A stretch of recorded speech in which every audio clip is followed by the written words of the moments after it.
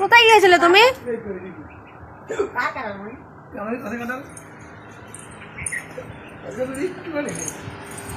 বললে স্নান করতে যাচ্ছি। শরীর খারাপ, কাঁঠাল দেখতে যাচ্ছে। কি হয়েছে বলো তো? শুধু হেঁচকি উঠছে। আমার না, আমার বরের। আজকে 3 দিন হয়ে গেল, শুধু হেঁচকি উঠেই যাচ্ছে।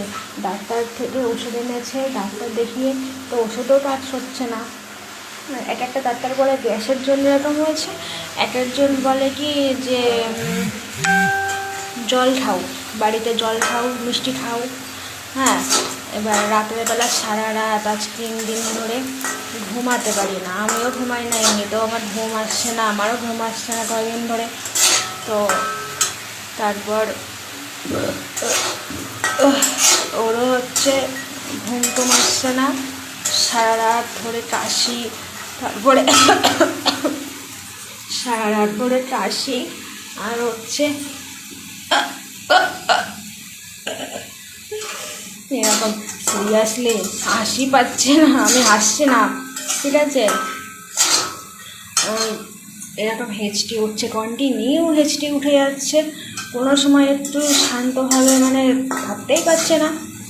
এবার কি উপায় আছে বলা তো হেঁচকি কমানোর জন্য? এই 4 মাসে, 6 মাসে, 5 মাসে একবার করে এরকম হয়।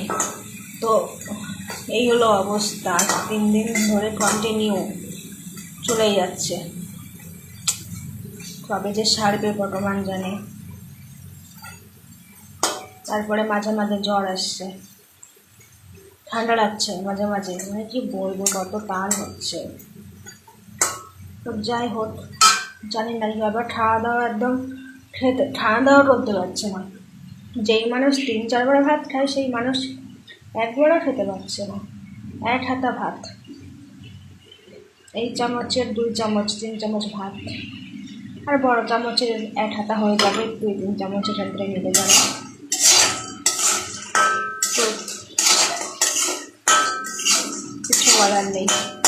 এই দেখাচ্ছে, এই যে এই হাতাটা দেখতে পাচ্ছ, এই হাতার 1 থেকে 2 চামচ ভাত খাচ্ছে। যে 3-4 বার ভাত খাই এরকম সকাল থেকে, জানি না। আর কটা বড়া ভাজি, ডাল ইয়ে করা ছিল, বাটা ছিল। আমারও ভালো লাগছে না খাওয়া দাওয়া করতে, কী করবো, খিদে নিতে কিচ্ছু নেই একবার। যাই হোক, চলো টাটা।